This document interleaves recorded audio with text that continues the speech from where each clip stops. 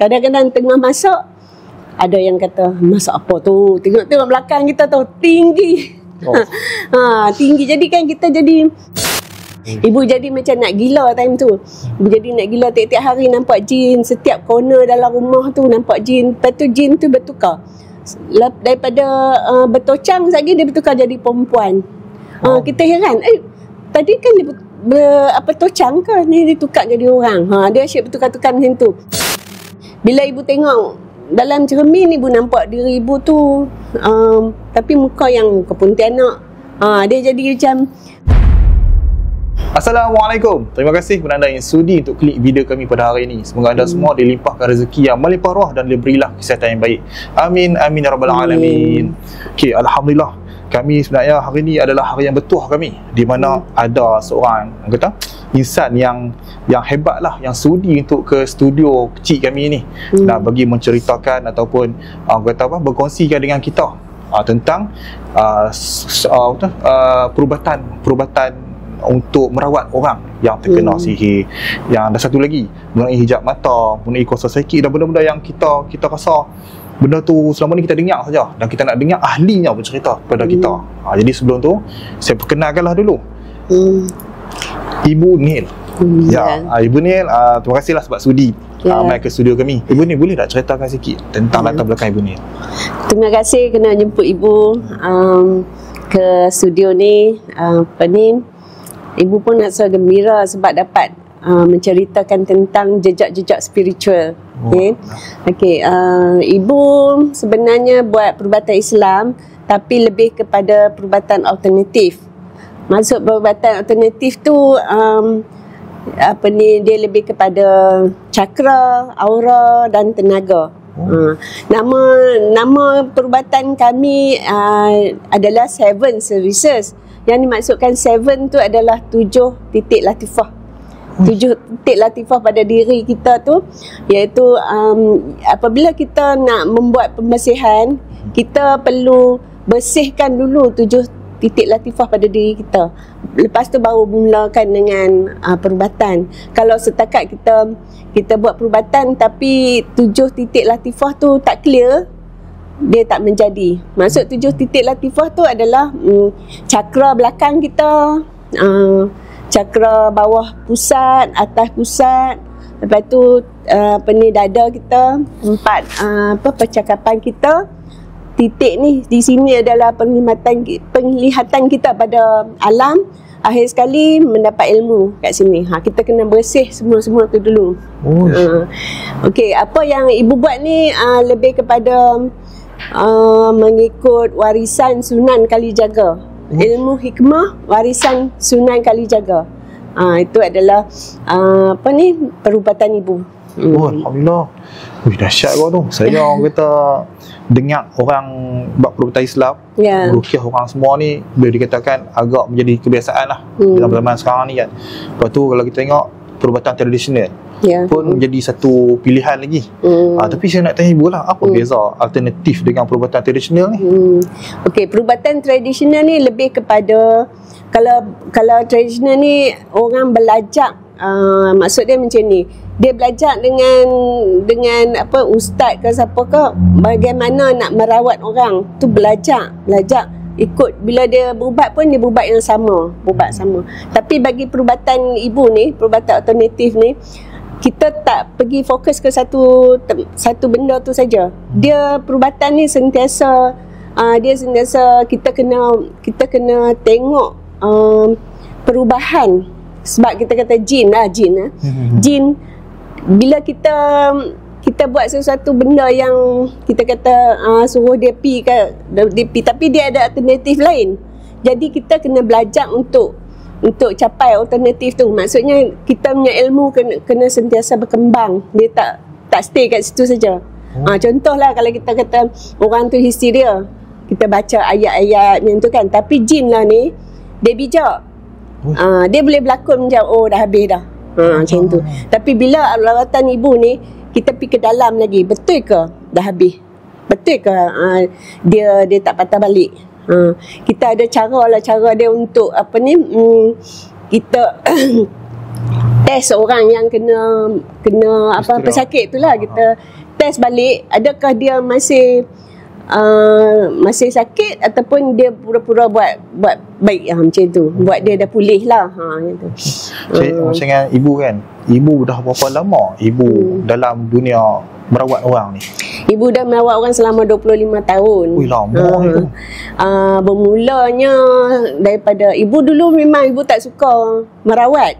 Ibu tak percaya pada perubatan Islam atau perubatan macam ni. Benda-benda gaib ni, dulu ibu memang orang yang tak percaya pada tu. Dia tu macam mana boleh ubah? Okey, dia terjadi pada tahun 2006.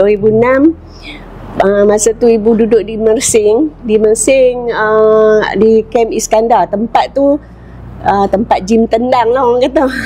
Gym tendang lah. Kat situ ibu mula nampak setiap hari ibu duduk, ibu seorang tapi dikelilingi oleh jin. Masya-Allah. Jadi kan setiap penglihatan ibu sana sini nampak jin. Kadang ibu tak tahu beza jin atau manusia. Jadi ibu sebenarnya hijab terbuka. Hijab terbuka ketika tu. Ketika tu hijab terbuka, tapi kita tak tahu sangat kita tak ada orang nak refer. Jadi kan kita seorang-seorang, lepas tu dengar pula bisikan. Kau nak pergi mana tu? Aku ni sini. Nanti dia cakap tu, main sini. Dia cakap tu kan kadang-kadang cakap bahasa kita, tapi kadang-kadang tu bahasa yang pelik. Bahasa pelik tu yang kita tak tahu bahasa apa. Jadi kita bukan histeria tau, kita jadi macam nak gila. Ibu jadi macam nak gila time tu. Ibu jadi nak gila, tiap-tiap hari nampak jin, setiap corner dalam rumah tu nampak jin. Lepas tu jin tu bertukar. Daripada bertocang lagi dia bertukar jadi perempuan. Kita heran, tadi kan dia tocang ke, ni dia tukar jadi orang. Dia asyik bertukar-tukar macam tu.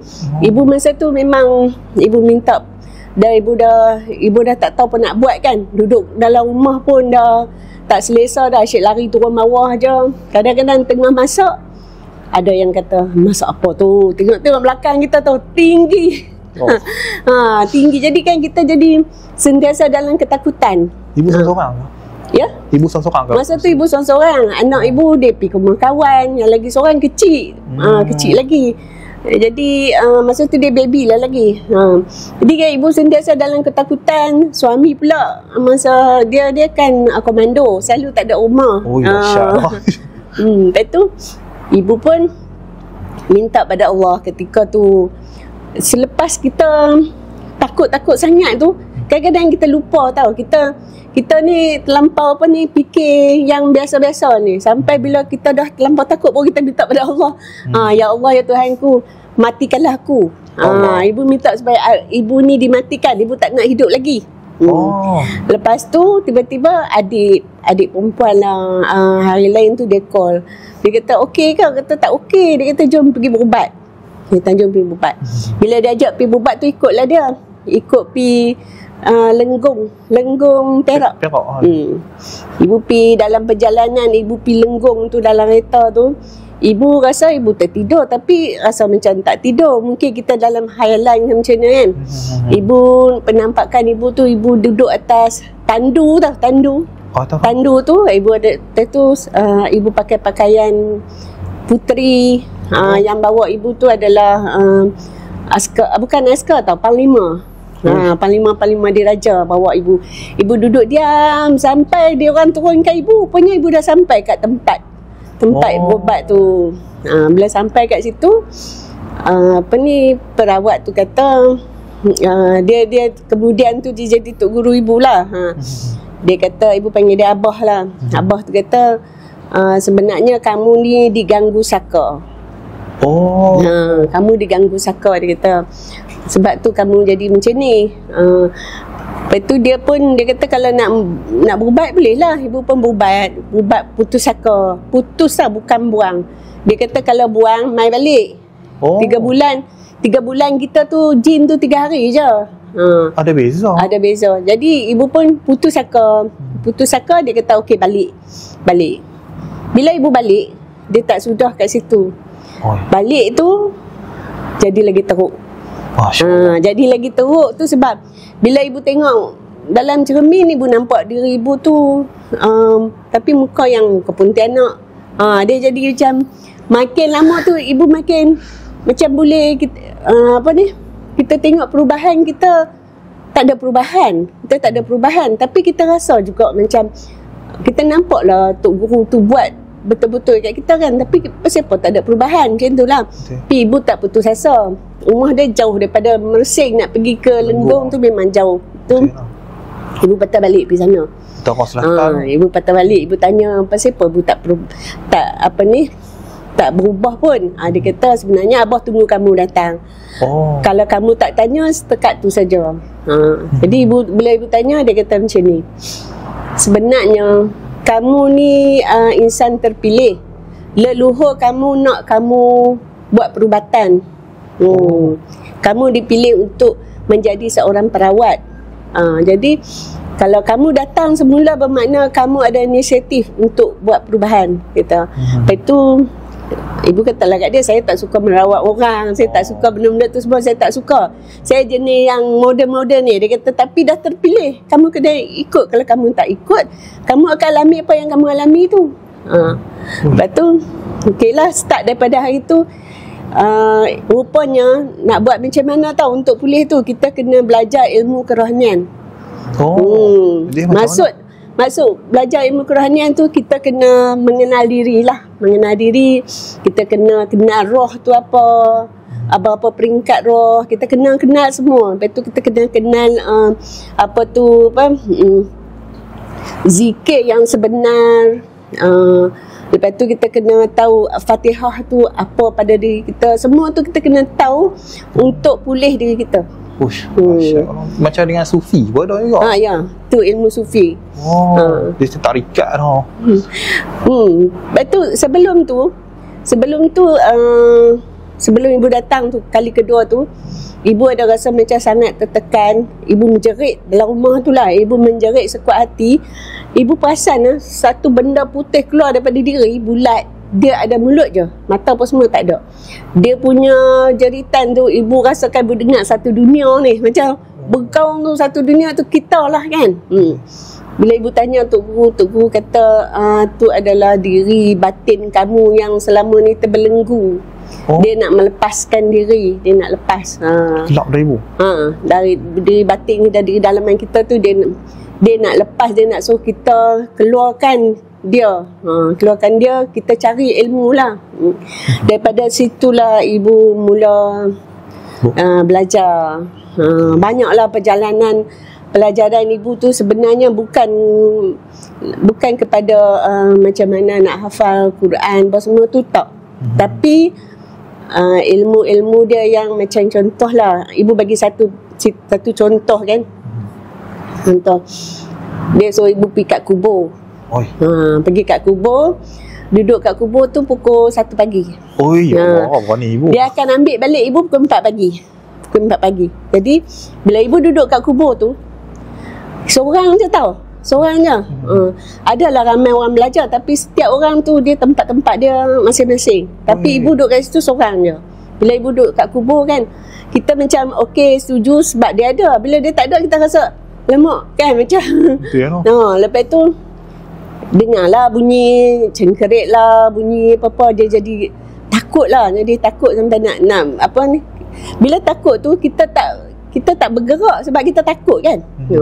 Tak bergerak sebab takut. Jadi stay kat situ nak tunggu pagi tu memang lambat, lama. Tapi tak nampak pun hantu, tak nampak jin apa semua, tak nampak pun. Cuma rasa takut yang amat sangat saja. Bunyi daun lah semua kita dengar, bunyi kecil-kecil pun dengar. Batu selisih apa semua dengar kan. Macam fikir. Lepas tu kubur tu macam dengan guru ibu yang pilih ke atau ibu yang pilih? Dia yang pilih. Macam dengan apa? Nikah berjalan lepuk pun. Betul. Yang dia pilih tu kat Lenggong kubur, tapi ibu lupa dah nama tempat tu lah yang dia pilih tu lah, tempat tu. Okey, banyak tempat sebenarnya, banyak situasi duduk sana sini yang ada cerita dia lah, tapi salah satu ibu cerita ni tentang kubur tu lah. Ya, cubaan lah ibu. Kalau 2 orang tak apa, ni cubaan dia seorang. Okey, ibu duduk situ. Lepas tu bila sampai pukul 4, nak tunggu pukul 4 tu macam 4 tahun lah. Dia tu bila sampai pukul 4, Tok Guru pun main leganya lah, rasa time tu nak cerah-cerah sikit. Lepas tu baliklah apa ni, dia bawa balik rumah tempat depa lah nak. Lepas tu nanti seorang-seorang guru akan tanyalah. Dia akan tanya, kamu dapat apa kan. Lepas tu ibu kata, bila soal seorang-seorang, dia tanya, ibu dapat apa? Ibu kata, saya takut lah duduk kat situ, sebab gelap lah abah. Kata apa ni, keliling dengan tu, abah tak mendengar kamu cerita tentang situasi kat situ. Abah tak mendengar, tu tak penting. Semua orang duduk situ pun akan dapat benda yang sama. Sekarang abah nak dengar ilmu apa yang kamu dapat daripada situ. Ilmu apa yang kamu dapat pada masa tu. Kenalah crack kita punya mind kat lah kan. Lepas tu ibu fikir-fikir, ibu dapat dah. Ibu kata kan macam ni, saya takut duduk kat situ abah sebab gelap. Tapi bila waktu siang, saya tak akan takut. Bermakna apa? Bermakna manusia ni dia takut pada bayang-bayang. Hilang bayang-bayang, dia akan berani. Maksudnya kita ni sebenarnya, kita kata hantu tu adalah bayang-bayang kita sendiri. Faham tak? Hantu tu adalah bayang yang menghantui kita. Jadi bila hilang gelap, timbul cerah, bermakna kesedaran. Kita sedar cerah tu sebenarnya buatkan kita alive, kita hidup. Jadi di situ dia hanya nak bagi tahu yang tu saja. Dia nak bagi tahu minda kita yang gelap, minda kita yang terbelenggu. Sebab kegelapan tu kita yang buat. Jadi macam mana nak buat? Cerahkanlah, pulihkanlah, adakan kesedaran, belajarlah, banyakkan ilmu. Itu. Itulah salah satu apa ni kita kata yang keterdugaan tu. Salah satu yang dia apa bagi. Terus praktikal orang dia bagi. Dia bagi praktikal, duduk tempat yang macam tu. Dahsyat kau guru punya apa lah. Cubaan ibu ni. Kalau saya lari dah ramai ibu. Situ pula dah. Okey, dan saya nak tanya ibu jugalah. Kata di antara ibu bila ibu boleh, orang kata dapat detect yang ibu ni boleh tengok. Boleh ada orang kata apa, ada hijab terbuka ni, boleh tengok makhluk jin-jin semua ni. Bila ibu dapat detect? Ibu dapat detect tu, yang ibu boleh tengok tu pada tahun 2006 yang ibu kata tu lah, dekat Mersing tu. Itu ibu perasan yang ibu boleh nampak semua benda. Tapi sebenarnya daripada situlah ibu nampak, setiap hari ibu nampak macam-macam lah pada hari tu. Dan ibu tak faham apa tu penampakan tu apa dia. Ibu tak faham kenapa ibu nampak. Kan kita tertanya, kenapa orang lain tak nampak, aku saja nampak kan? Kenapa aku nampak? Soalan tu selalu ibu bertanya dalam diri ibu. Sebab apabila ibu rasa takut, ibu tanya soalan tu dalam diri.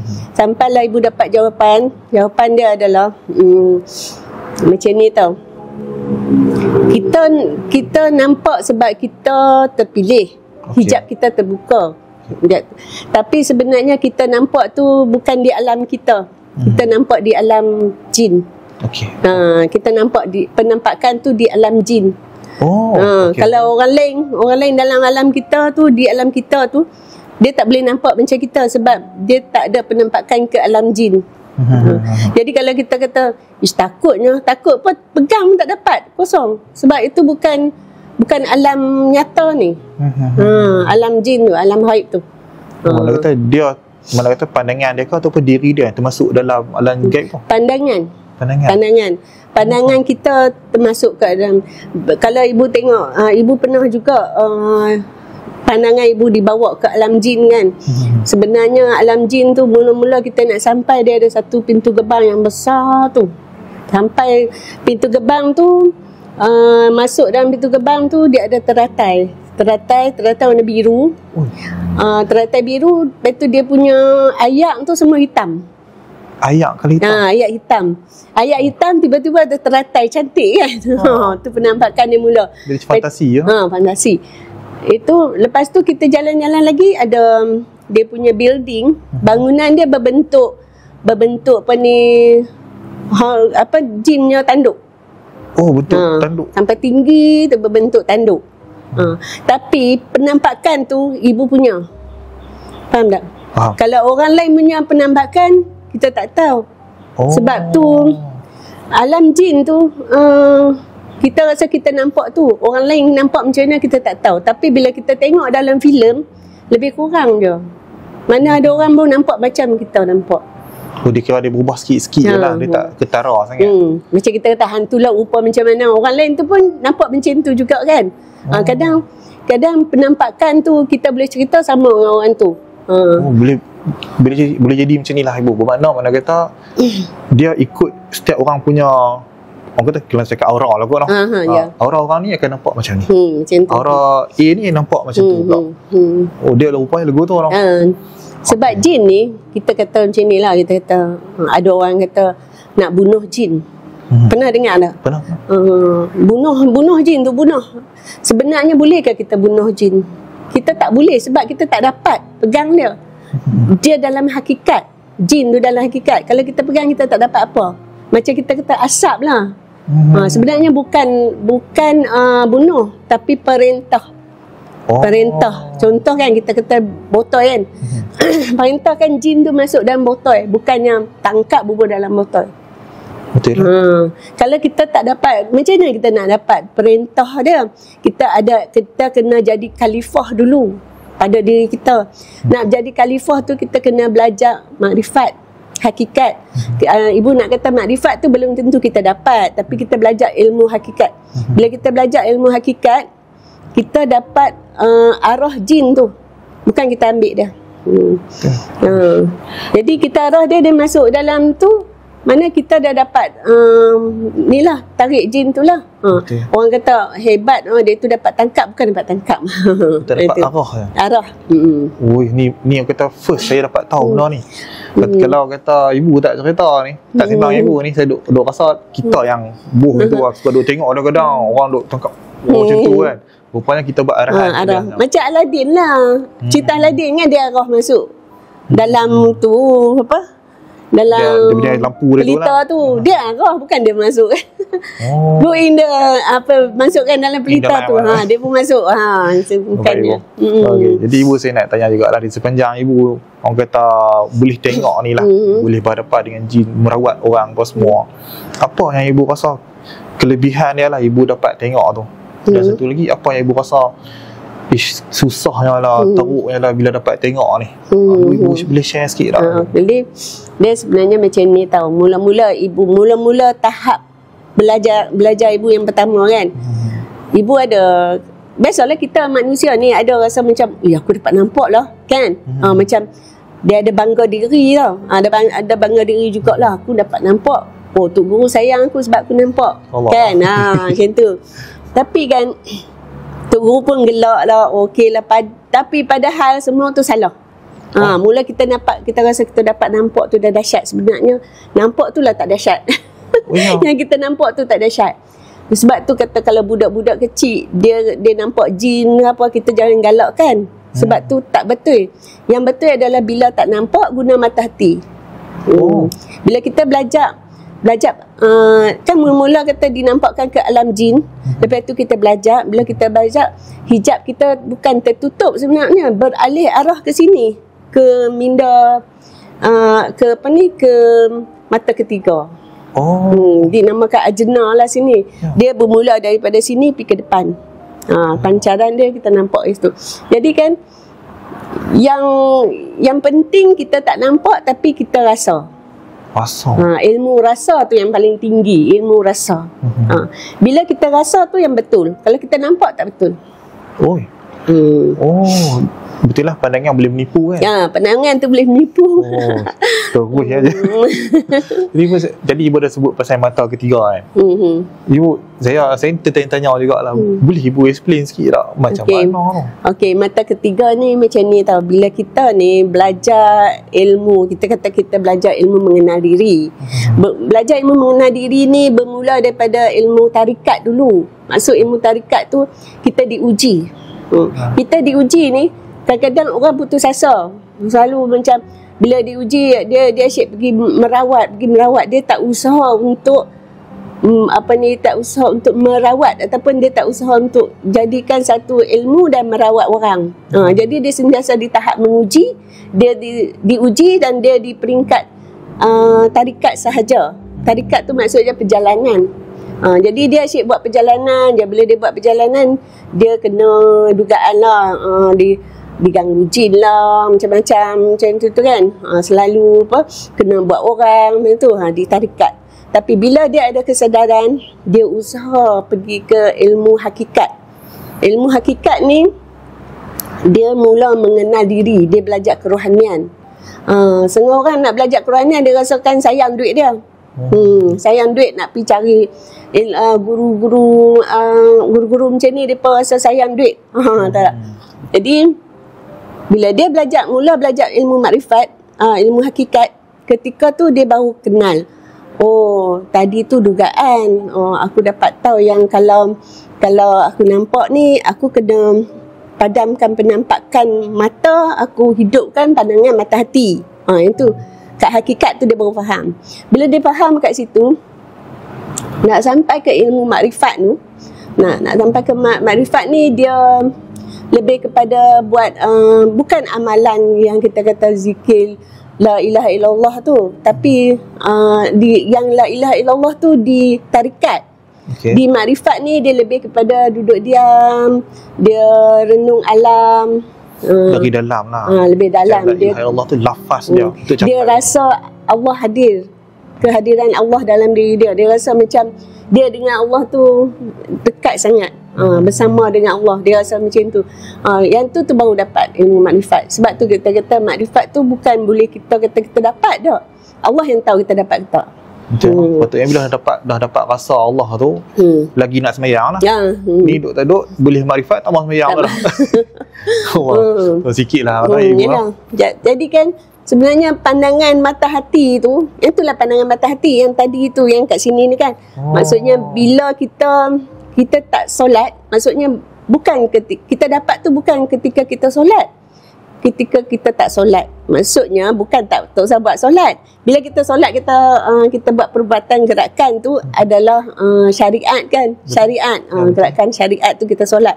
Selepas kita solat, kita diam, kita renung. Itulah makrifat. Kita berfikir. Kita berfikir alam ni, kita bersyukur, kita ni subhanallah, alhamdulillah, kita rasa kebesaran Allah, semua tu makrifat. Kiranya makrifat ni tak semestinya kita perlu ungkapkan sesuatu. Kiranya ungkapan tu untuk bantu kita je dalam untuk berfikir dan memahami benda tu. Saya kita menghayati nafas turun naik kita bersyukur Allah bagi kat kita nafas, kan. InsyaAllah. Itulah. Allah, banyak saya dapat hari ni, insyaAllah. Orang kata ibu kan, orang kata ibu dah cakap, kalau kata orang tu nampak, tak mesti kawan dia nampak. Ya, betul. Lepas tu, adakah orang nak nampak ni, dia ni jin tu pilih? Ataupun ada apa kriteria ataupun ciri-ciri untuk orang tu boleh nampak? Orangnya kita yang boleh menyebabkan jin tu suka nak bagi nampak kat dia. Hantu tu pilih dia bagi dia nampak. Kenapa? Dia macam ni tau. Leluhur kita ni ada leluhur yang hebat-hebat. Macam tu. Leluhur tu maksudnya leluhur tu yang baik-baik lah, wali-wali Allah. Yang apa ni, yang tak baik tu adalah saka, yang tu kan jin pendamping, semua tu. Jadi bila kita ni kita dinampakkan dengan benda-benda halus ni, kadang-kadang kita rasa kita yang nampak. Tapi kan jin tu yang bagi kita nampak. Jin tu bagi kita nampak. Pasal apa? Dia nak suruh kita bergantung pada dia. Contohlah kan. Contoh macam ni, orang tu sakit. Tiba-tiba kita kata, nampak dah sakit dia kat sini. Kita pun peganglah kat situ, tarik. Orang tu rasa dah lega. Kita rasa, aku dapat berubat orang lah. Aku tak buat apa ni, aku dapat berubat orang. Jin tu tolong dia. Jin saka tu tolong, ataupun jin pendamping tu dah tolong dia. Jadi dia rasa macam, dia tak perlu belajar pun. Aku tak perlu belajar pun, aku dapat ilmu tu. Hampa kena belajar teruk, tapi aku tak payah belajar pun, aku nampak terus. Itu silap. Yang tu adalah penampakan yang jin nampakkan benda tu. Jadi kan penampakan ni tak boleh sama. Kadang kan kita nampak sesuatu, orang lain tu tak semestinya nampak apa yang kita nampak.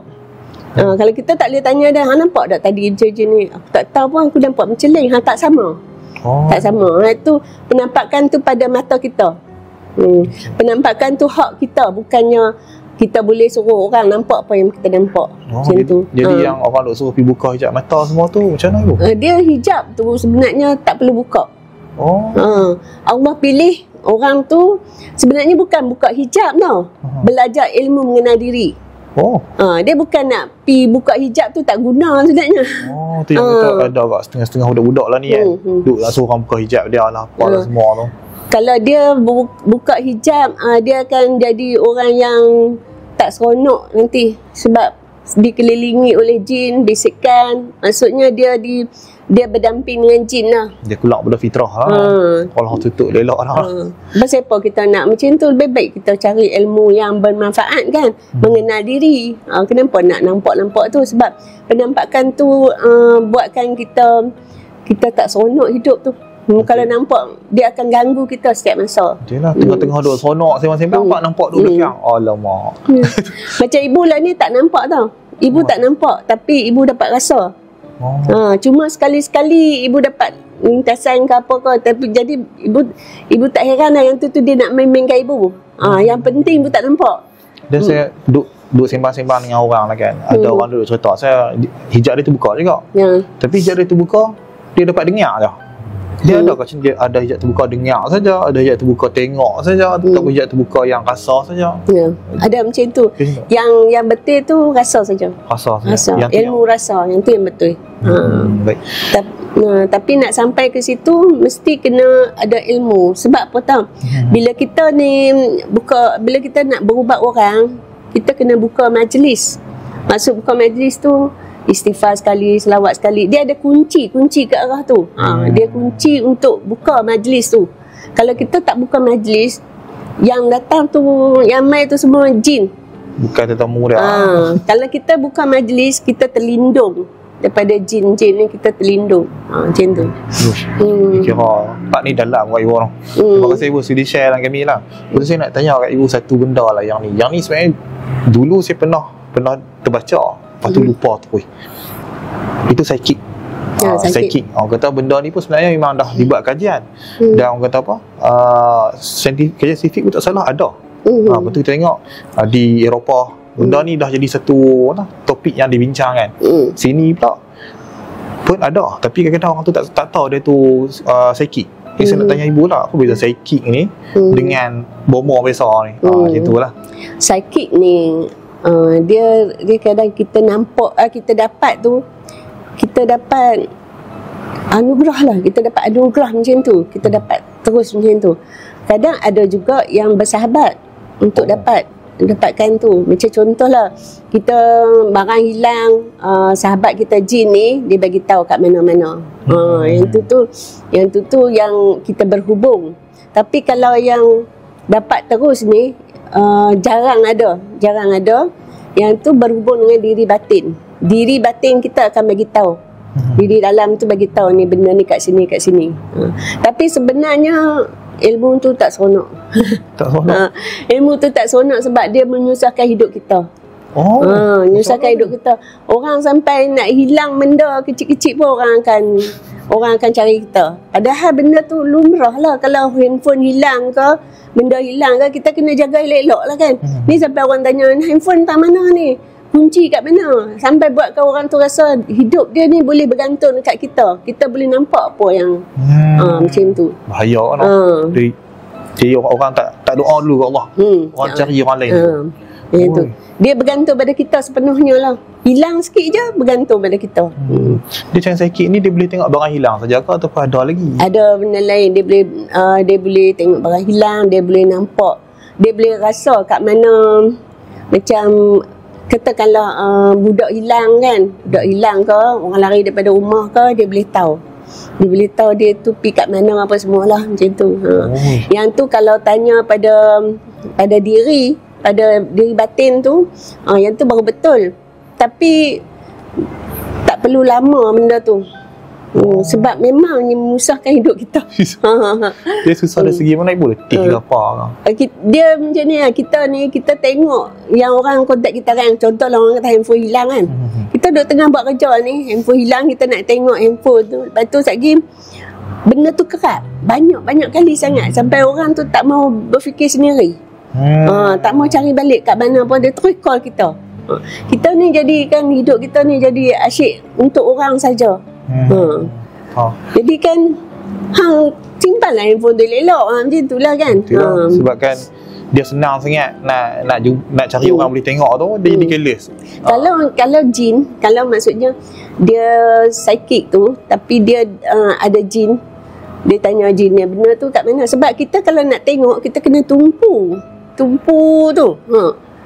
Nak fokus. Kalau ada dampingan ni, habaq dia benda tu kat mana, dia cakap kat mana-mana, kita pun habaq direct macam tu.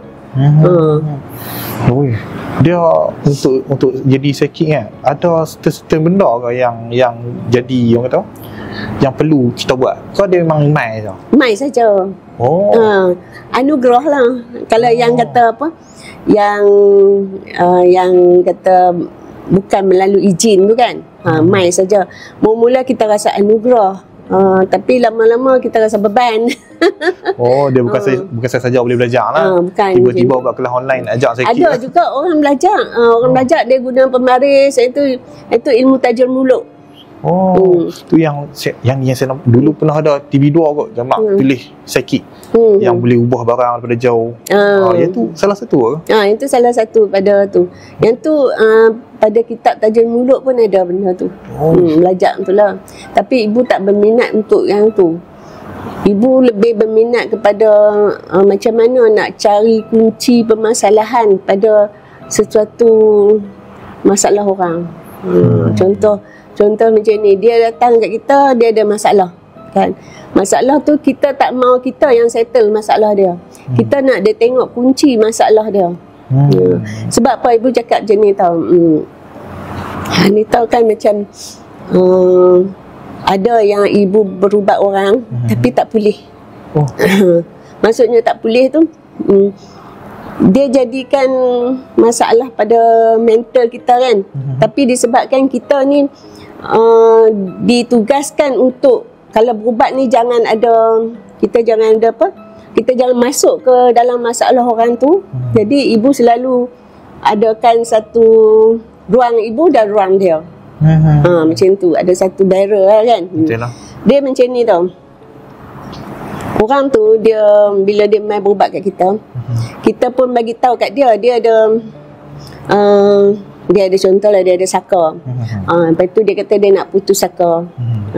Kita pun putus saka dia. Bila kita putus saka, tapi masih lagi dia tak pulih kan. Dia tak pulih. Kita pun kata kat dia, ni kena belajar mengenal diri. Macam ibu belajar dululah. Kena belajar mengenal diri.